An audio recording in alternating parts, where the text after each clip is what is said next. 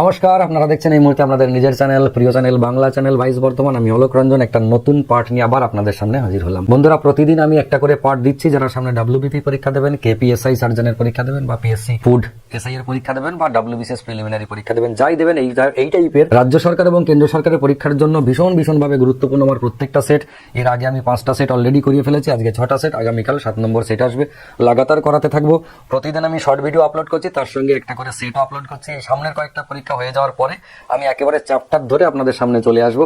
আবার যখন নতুন কোনো পরীক্ষা আসবে তখন আবার প্র্যাকটিস সেটের মতো করিয়ে যাবো, যাতে করে আপনাদের সব দিক থেকে সুবিধা দেওয়া যায়। আজকে 6 নম্বর সেটের পরীক্ষার অঙ্কটা দেখুন। কেন কোনো পরীক্ষা নেই যে পরীক্ষায় অঙ্কটা আসেনি, কিন্তু অঙ্কটা অবশ্যই সহজ।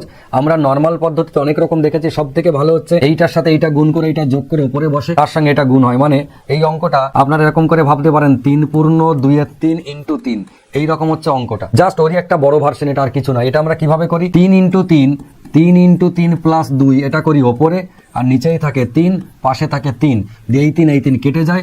আলটিমেটলি উত্তর কোনটা হয়, ওপরটুকু বেরিয়েছে কিভাবে, এইটার সাথে এইটা গুণ করে এইটা যোগ। তার মানে আমরা এইটার সাথে এইটা যদি আমরা গুণ করে দিই, এটা যদি গুণ করে দিই, তারপর এটার সাথে নিয়ে গিয়ে এটা আমরা যোগ করে দিই, তাহলেই কিন্তু আমরা উত্তর পেতে পারি। যাই অঙ্ক থাকুক না কেন, আপনারা সব সময় চেষ্টা করবেন এইটি করার, যেটা আমি এই মুহূর্তে বললাম, এইটার সাথে এটা গুণ, তার সঙ্গে এটা হচ্ছে যোগ, সেটাই উত্তর। বাকি আর কিছু ভাবতে হবে না। কেননা এই নিচেরটা সেম যদি থাকে কেটে যাবে, আর যদি সেম না থাকে তখন তো আবার ক্যালকুলেশন করতে হবে। তবে জেনারেলি সেমই থাকে, কেটে দুজনেই গায়েব হয়ে যায়। কিন্তু আমাদের আরেকটা ট্রিক্স হয়েছে, সেটা আমি শর্ট ভিডিওতে আপনাদেরকে দেখিয়েছি, সেটাই আমি বলছি, যে যদি এইখানে যে সংখ্যা এবং এই সামনে সেই সংখ্যাই থাকে, একই পরিমাণ সংখ্যা থাকে, তাহলে নিচের সাথে পাশেরটা তো আলটিমেটলি কেটে যায়। তাহলে উত্তর হয় এইটা ইন্টু এইটা প্লাস এইটা, যেটা বললাম। এটা একটা শর্ট ট্রিক্স। কিরকম, এখানে কটা 9 রয়েছে, 3টে 9 রয়েছে। নিচে যেহেতু 3টে 9, তাই এখান থেকে 3 নম্বর 9টাকে কেটে দেবো, দিয়ে 1 কমিয়ে দেবো, 8 করলাম। এবং এই ওপরে যে সংখ্যাটা আছে 5 রয়েছে লাস্টে, এটাকে কেটে 6 বানিয়ে দেবো। উত্তর কত হবে আমার, 9 9 8 9 9 6, অর্থাৎ অপশন বি, 9 9 8 9 9 6। যাদের এটা নতুন মনে হচ্ছে তারা আমার শর্ট ভিডিওটা দেখবেন।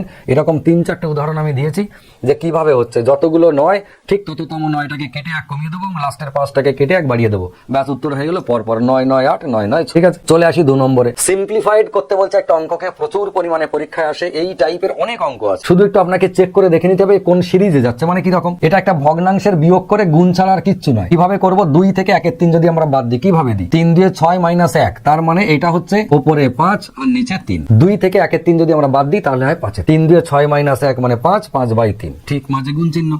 এবার এইটা 5 দিয়ে 10 মাইনাস 3 মানে হচ্ছে কত, 7, 7/5। তাহলে দেখুন এ 5/3, এ 7/5।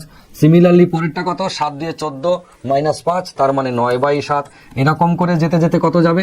এবার এইটা দেখছি 1001 ইন্টু 2 মাইনাস 999 করতে গিয়ে আমার মধ্যে সর্বনাশ করেছে। কি করে করব, ভাবনা চিন্তার কোনো জায়গা নেই। আপনি সিম্পল একটা লজিক দেখুন, ওপরগুলো কিরকম হচ্ছে, 5 7 9 11 13 এরকম করে যাবে। সে কোথা থেকে এলো সেটা আমি বলছি। দেখুন নিচে 3, তার জন্য হয়ে গেছে নিচে 3, নিচে 5, তার জন্য নিচে 5, নিচে 7, তার জন্য নিচে 7। তাহলে এর নিচে আছে 1001, তার নিশ্চয়ই নিচে হয়ে যাবে 1001। এবার উপরে কত হবে, দেখুন 3-এর থেকে উপরে 2 বেশি, 5-এর থেকে 2 বেশি, 7-এর থেকে 2 বেশি, তাহলে 1001-এর থেকে নিশ্চয়ই 2 বেশি হয়ে 1003 হয়ে যাবে। এটা আমরা বসিয়ে নিলাম, এটা নিয়ে আমাদের কোনো প্রশ্ন চিহ্ন নেই। এটা আমরা প্রত্যেকে যেটুকু জানি, যেভাবে জানলাম সেভাবে আমরা বসিয়ে নিলাম।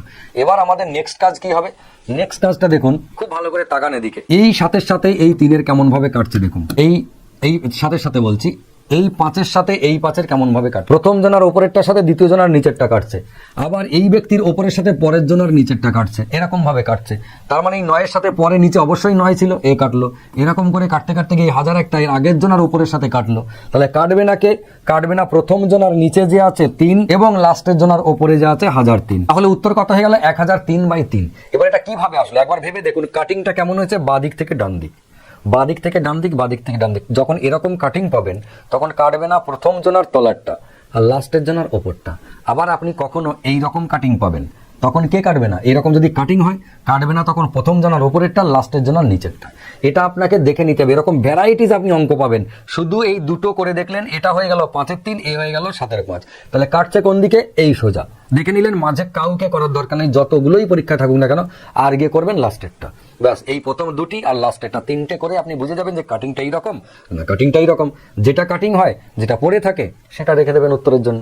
ঠিক আছে, তাহলে উত্তর হচ্ছে 1003/3 অপশন সি। নেক্সট, ভালো করে তাকান, পরীক্ষায় এরকম আপনি অঙ্ক পাবেন অনেক। এটা কেমন দেখতে, আমরা ছোটবেলায় কি করতাম, ওই সরলটার মধ্যে এই ফার্স্ট ব্র্যাকেটের কাজ আগে করতাম, বাকিগুলো লিখে নিতাম, তারপর তার আগের টুকু, তারপর তার আগের টুকু, এরকম করতে করতে অঙ্কটা এইখানে এসে শেষ হতো। আস্তে আস্তে ছোট ছোট হতে হতে আসতো, এইখানে শেষ হতো। এইখানে আমরা ভূতের পেতনির এইসবের ছবি আঁকতাম, কারণ জায়গাটা অনেক থেকে যেত, তাই না?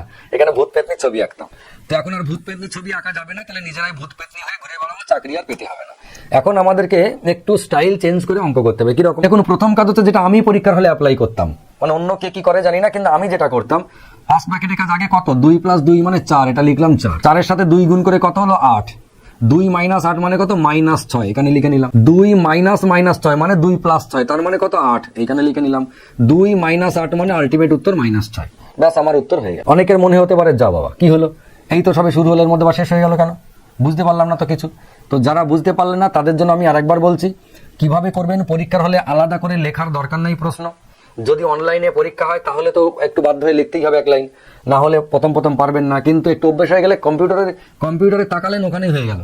আর তা নাহলে কাজ করতে পারেন, পার্মানেন্ট মার্কার নিয়ে গিয়ে কম্পিউটার স্ক্রিনে রাখ দিয়ে দেবেন, দিয়ে কিছুক্ষণ পরে দেখবেন পুরো স্ক্রিন কালো হয়ে গেছে, আর কিচ্ছু দেখতে পাচ্ছি না। মনের ভুলেও যেন এটা করতে যাবেন না। ঠিক আছে, যাই হোক, যেটা আমি বলছিলাম, কাজ কি, ফার্স্ট ব্র্যাকেটের কাজ 2 দিয়ে 4 হয়ে গেল, 4, 4 2 8 লিখে দিলাম 8, 2 - 8 মানে -6, এইখানটায় 2 - -6 মানে 2 + 6, তার মানে কত, 8, ফের 2 - 8 মানে -6 উত্তর।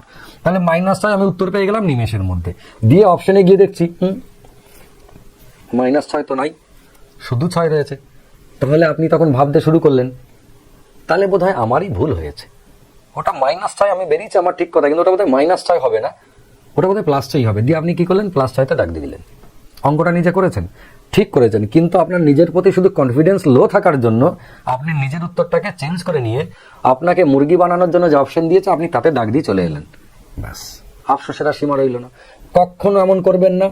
নিজে এমনভাবে নিজেকে তৈরি করুন যেন একবার আপনি যে ক্যালকুলেশনটা করলেন, এটা যদি আপনাকে চেক করতে হয় আর একবার, তার বেশি নয়। যদি অপশনের সঙ্গে না পান, দ্বিতীয়বার চেক করলেন, কিন্তু দুবারের বেশি কোনোভাবেই নয়। কিন্তু আমার বলার উদ্দেশ্য হচ্ছে, আপনি এমনভাবে অঙ্ক ক্যালকুলেশন করবেন প্রথম থেকেই, যাতে করে প্রথমবারেই যদি আপনার উত্তরের অপশন আপনি না পান, আপনি কনফিডেন্ট যে আপনি নিজে ঠিক আছেন, অপশন ভুল আছে। এইরকম একটা কনফিডেন্স আপনার মধ্যে থাকা উচিত, তা না হলে পরীক্ষার হলে মুশকিল আছে। ঠিক আছে, তাহলে উত্তর কোনটা? উত্তর কিন্তু এই 6টা নয়, উত্তর -6, এবং সেটা হচ্ছে নান অফ দিস। নেক্সট, প্রচুর পরিমাণে পরীক্ষায় আসে, প্রচুর পরিমাণে মুরগি হয়। আমাদের যে অনলাইন প্র্যাকটিস ব্যাচ চলে, যেটা অনলাইন অফলাইন দুটোই, সেখানে আমি মাঝে মাঝে অঙ্কটা দিই। সিম্পল একটা গুণ দিয়ে মনে হয়েছে যে এইটা এরকম একটা গুণ দিল, 0.002 ইন্টু 0.5 গুণ করলে কত হবে, 5 দিয়ে 10, আর দশমিকের পর এখানে 3 ঘর, এখানে 4 ঘর, তাহলে হবে 10 এবং টোটাল 4 ঘর, তাহলে হবে 10 এইটা, এবং টোটাল হচ্ছে 4 ঘর, অপশন বি। যেই আপনি অপশন বি করলেন, অমনি মুরগি হয়ে গেলেন। কেন? কারণ হচ্ছে দশমিকের পরে এই লাস্টে শূন্যর আর কোনো দাম থাকে না। শূন্য একটা কেন, 1000টা দেওয়া যায়, কিন্তু দশমিকের পর ডান দিকে শূন্যর দাম থাকবে না কোনো। আপনি যদি ক্যালকুলেটারে এটা করেনও, এই গুণটা ক্যালকুলেটারেও যদি করেন, দেখবেন আপনাকে অপশনে এইটা দেখে 0.001, তারপরে শূন্যটা আর থাকবে না। আবার ওইটা আপনার কাছে থাকবে না, ওটা সবার লাস্টে থাকবে, ওটা সবার লাস্টে থাকবে, নইলে নান অফ দিস থাকবে।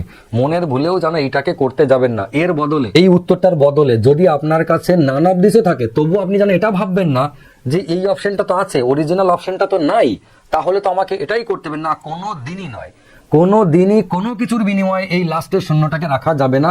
তাতে অপশনে নান অফ দিস থাকলে আপনাকে নান অফ দিসটাই করবেন, মনে করবেন এই উত্তরটার বদলেই নান অফ দিস দেওয়া আছে। আশা করি বুঝতে পেরেছেন।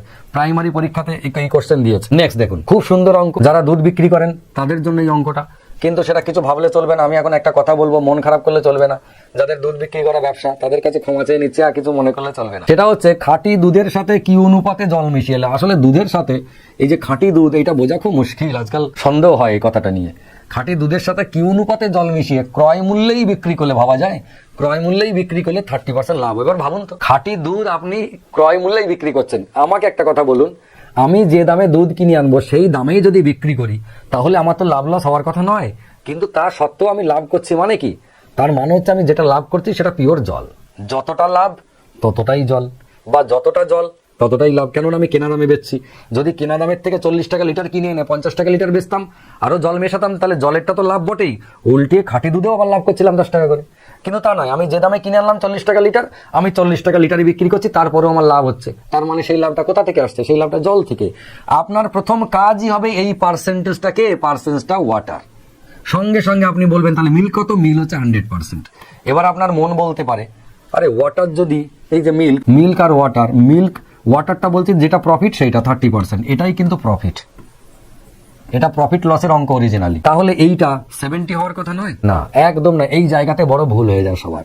কেননা এইটা কিন্তু দুধ আর জলের অঙ্ক নয়, বাস্তবে এটা হচ্ছে প্রফিট আর লসের অঙ্ক।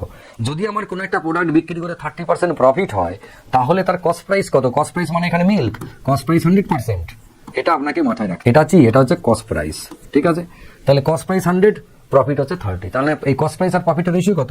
100:30, তার মানে 10:3। উত্তর কোনটা? Option D. এবার আপনি ভাবুন, যখনই আপনি এরকম অঙ্ক পাবেন, অঙ্ক রিডিং পড়ার আগেই অঙ্ক শেষ, গ্যারান্টি দিলাম। খাঁটি দুধ বিক্রি করছি কেনা দামে, দিয়ে 50% লাভ হচ্ছে, সঙ্গে সঙ্গে ভাবুন 50% জল, 100% দুধ, তার মানে 100:50, মানে 2:1 হয়ে গেল। 30% জায়গায় 20% হচ্ছে প্রফিট করছি, তাহলে 20 হচ্ছে ওয়াটার, 100 হচ্ছে মিল্ক, তার মানে 100:20, মানে 5:1। দেখুন অঙ্ক রিডিং পড়তেই শেষ, রিডিং পড়াই লাগবে না, তার আগেই শেষ হয়ে যাবে। তাহলে উত্তর কত? উত্তর হচ্ছে এইটা। কি অনুপাতে জল মেশাবো দুধের সাথে? 10:3। নেক্সট, খুব সুন্দর অঙ্ক, খুব পরীক্ষায় আসে। একটা বর্গক্ষেত্রের বাহুর দৈর্ঘ্য 10 মিটার, একটা বর্গক্ষেত্রের বাহুর দৈর্ঘ্য কত? 10 মিটার। তার ভিতরের চারদিকে পরিসীমা বরাবর 1 মিটার চওড়া রাস্তার ক্ষেত্রফল কত? তার মানে এই যে দেখুন, একটা বর্গক্ষেত্রের বাহুর দৈর্ঘ্য 10 মিটার, তাহলে একটা বর্গক্ষেত্র আমি আঁকলাম, এই যে তার বাহু এটাও 10, এটাও 10, সবকটা 10। ভিতরের চারদিকে পরিসীমা বরাবর 1 মিটার চওড়া রাস্তার ক্ষেত্রফল কত? ভিতরের চারদিকে মানে রাস্তাটা কিরকম হবে? রাস্তাটা হবে এরকম। এখান থেকে গেলাম, মনে করুন এটা 1 মিটার চওড়া রাস্তা, ফের এখান থেকে নিলাম, এটা 1 মিটার চওড়া রাস্তা, ফের এইদিকে এলাম, এটা 1 মিটার চওড়া রাস্তা, ফের এইখানে উঠলাম 1 মিটার চওড়া, এইটা হচ্ছে রাস্তা, ঠিক আছে? তাহলে রাস্তাটা আমরা কিরকম বানালাম? এরকম বানালাম। এই রাস্তার ক্ষেত্রফল কত? আমরা দেখুন বিভিন্ন রকম ভাবে করা যায়। একটা হচ্ছে বাইরের, এটা সবসময় যে সহজ হবে তা নয়, কিছু কিছু জায়গায় সহজ। বাইরের যে ক্ষেত্রফল 10 যদি হয়, তাহলে বাইরে বড় বর্গক্ষেত্রটার ক্ষেত্রফল কত? 10 × 10 মানে হচ্ছে 100 বাইরেটার। আর ভিতরটার ক্ষেত্রফল যদি আমরা বার করে বাদ দিতে পারি বাইরেটা থেকে, তাহলে অবশ্যই আমরা হলুদ রঙের রাস্তাটার ক্ষেত্রফল পাবো। তাহলে ভিতরটা কত? এখন এইটা যদি 1 মিটার চওড়া হয়, রাস্তাটা যদি 1 মিটার চওড়া হয়, তাহলে এই জায়গাটা কত? খেয়াল করুন, এটা হচ্ছে 1 মিটার, এই জায়গাটা, আবার এই জায়গাটা 1 মিটার, তার মানে 10 থেকে যদি দুদিকে 2 বাদ চলে যায়, এটা হচ্ছে 8। একই রকম ভাবে এদিকেও 1 বাদ গেল, এদিকেও 1 বাদ গেল, তাহলে এই ভিতরটাও 8। তার মানে ভিতরের যে বর্গক্ষেত্র সেটা কত? সেটা হচ্ছে 8 × 8, মানে কত? হচ্ছে 64। তাহলে 100 থেকে 64 বাদ দিলে কত থাকে? 36।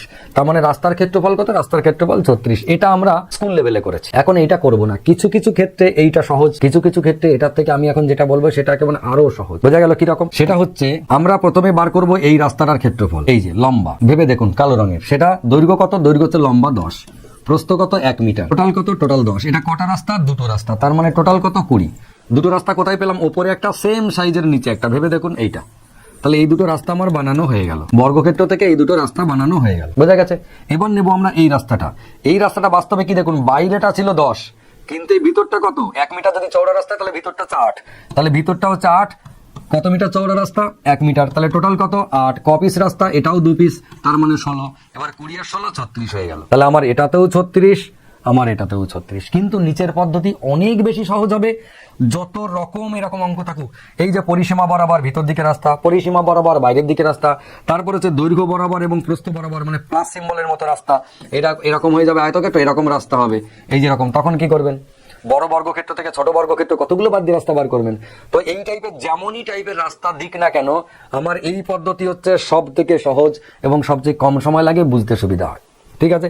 এই নিয়ে অঙ্ক দেখবেন আমি ইউটিউবে, এই শুধুমাত্র আয়তক্ষেত্র, বর্গক্ষেত্রের ভিতর দিক দিয়ে রাস্তা, বাইরের দিক দিয়ে রাস্তা, মাঝখান দিয়ে রাস্তা, যত রকম রাস্তা বানানো যায় আমি বিনা পয়সায় বানিয়ে দিয়েছি, সরকারের কোনো ফান্ড আমি নিই নাই। ঠিক আছে? বিভিন্ন কালারের, লাল কালার, সবুজ কালার, হলুদ কালারের আমি রাস্তা বানিয়ে দিয়েছি, ইউটিউবে দেখবেন, অনেক ভিডিও আছে। আপাতত এটুকুই। কেমন লাগলো অবশ্যই কমেন্ট বক্সে জানাবেন। আপনাদের ডিমান্ড কোনগুলো আছে, আপনারা অনেকে বিভিন্ন রকম কমেন্ট করছেন যে আমার এইগুলো হলে ভালো হয়। আমি প্রত্যেকেই বলে রাখছি, আপনাদের যে জিনিসগুলো হলে ভালো হয় আপনারা সেটা কমেন্টে লিখতে থাকুন, আমি সেগুলো সব শর্টলিস্ট করব। শর্টলিস্ট করে আমি সেইভাবে এক এক করে এক একজনের শুরু করে ডিমান্ড পূরণ করব। ঠিক আছে? আপাতত আজকে এটুকুই। সবাই ভালো থাকুন, সুস্থ থাকুন, সুন্দর থাকুন। আমি আগামীকাল নতুন একটা পার্ট নিয়ে আসছি। তবে যেতে যেতে প্রত্যেকদিন যেমন বলি, আজকে একটু অন্য কথা বলবো, যে যারা আমাদের কোনো পেড কোর্সে আসতে চান, ফ্রি কোর্স তো অনেক রয়েছে, ইউটিউবে যেমন করাতে রয়েছি, যারা পেড কোর্সে আসতে চান, বিভিন্ন ক্লাস অনলাইন এবং অফলাইন প্রায় সমস্ত আইএএস এবং এনডিএ বাদ দিয়ে বাকি সমস্ত চাকরির অনলাইন এবং অফলাইন দুটো মোডেই আমাদের ক্লাসের ব্যবস্থা রয়েছে। আপনারা যদি আসতে চান আসতে পারেন। নিচে দেখবেন কি কি ক্লাস আমরা করাই সেটা স্ক্রল হচ্ছে, এবং ওপরে আমাদের স্ক্রিনে যে স্ক্রল হচ্ছে সেটা হচ্ছে ইনস্টিটিউটের অ্যাড্রেস, ফোন নাম্বার ইত্যাদি রয়েছে। আপনারা সেভাবে যোগাযোগ করে আসতে পারেন। তবে আপনাদের জন্য আরেকটা ভীষণ উপকারী এবং কার্যকরী বিষয় আমরা লাস্ট 2 বছর ধরে চালাচ্ছি, অনেকে আপনারা জানেনও না, সেটা আমার খুব দুঃখ লাগে কেন আপনারা এখনো জানেননি। সেটা হচ্ছে আমাদের অফিসিয়াল টেলিগ্রাম চ্যানেল, যেটা 22 বর্ধমান নাম দিয়ে, সেখানে প্রত্যেকদিন সকালবেলায় একটা জিকে চ্যাপ্টারের পিডিএফ নোট, সেটা স্ট্যাটিক জিকে হতে পারে বা সাবজেক্টিভ, একটা সকালবেলায় 10টার সময় আমরা পোস্ট করি, সকাল 10টায়, এবং রাত্রি 9টায় সেই চ্যাপ্টারটার উপরে মক টেস্ট নিই, যাতে করে সারাদিনে আপনি একবার পড়ে নিলেন, রাস্তাঘাটে যেখানেই থাকবেন ফোনটা বার করে পড়ে নিলেন 2-4 বার, রাত্রিবেলায় সেটার উপরে মক টেস্ট দিয়ে ঝালিয়ে নিতে পারবেন কতটা আপনি মনে রাখতে পেরেছেন।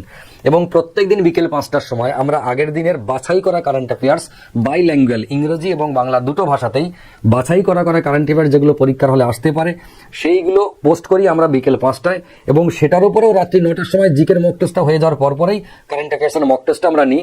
এটা সম্পূর্ণ বিনামূল্যে লাস্ট 2 বছর ধরে চলছে। অনেকেই এটা জানে না, কেননা আমরা এটার প্রচার কোনোদিন করিই নাই। এই বোধহয় আজকে বহুকাল পরে আজকে আমি প্রথম আপনাদেরকে বললাম। আপনারা যদি এই সার্ভিসটা আমাদের নিতে চান, টোটালি ফ্রি অফ কস্ট, কোনো চিন্তা নেই, ভীষণ রেসপন্স পাবেন এবং আপনার উপকার হবে। তাহলে আমি আজকের ভিডিও ডেসক্রিপশন বক্সে একটা লিঙ্ক দিয়ে দিচ্ছি টেলিগ্রাম চ্যানেলের, আপনারা সেখানে যুক্ত হয়ে যান, মক টেস্টগুলো দিন। এবং আপনাদের নিজস্ব কোনো কোশ্চেন যদি আটকে যায় বা পড়াশোনা আলোচনা করতে চান, তাহলে আমাদের একটা ডিসকাশন চ্যানেল আছে টেলিগ্রামেই, সেই ডিসকাশন চ্যানেলের লিঙ্কটা আমরা দিয়ে দিচ্ছি। সেখানে আপনারা মেসেজ করে আপনাদের সমস্যা জানাতে পারবেন, বা একজনের কোনো কোশ্চেন আটকে গেলে অন্যজন সেটা উত্তরও দিতে পারবেন সেখানে পোস্ট হওয়ার পরে। ঠিক আছে? অবাঞ্ছিত বা অবান্তর কথা যদি কেউ বলেন, সেখানে হাই হ্যালো গুড মর্নিং ইত্যাদি যদি করেন, বা প্রয়োজনের বাইরে যদি কোনো রিপ্লাই দিতে থাকেন, থ্যাংক ইউ অমুক তমুক ইত্যাদি, এইসব কোনো বলার দরকার নেই। শুধু give and take policy, question দিয়েছেন উত্তর পেয়েছেন, যার যা সমস্যা ওখানে করবেন। এর বাইরে কোনো পোস্ট যদি করেন তাহলে সে কিন্তু ইনস্ট্যান্ট গ্রুপ থেকে রিমুভ হয়ে যাবেন, আর গ্রুপে যুক্ত হতে পারবেন না। ঠিক আছে? আপাতত অনেক কথা বলে দিলাম, আপাতত আজকে আসি। সবাই ভালো থাকুন, সুস্থ থাকুন, সুন্দর থাকুন। নমস্কার।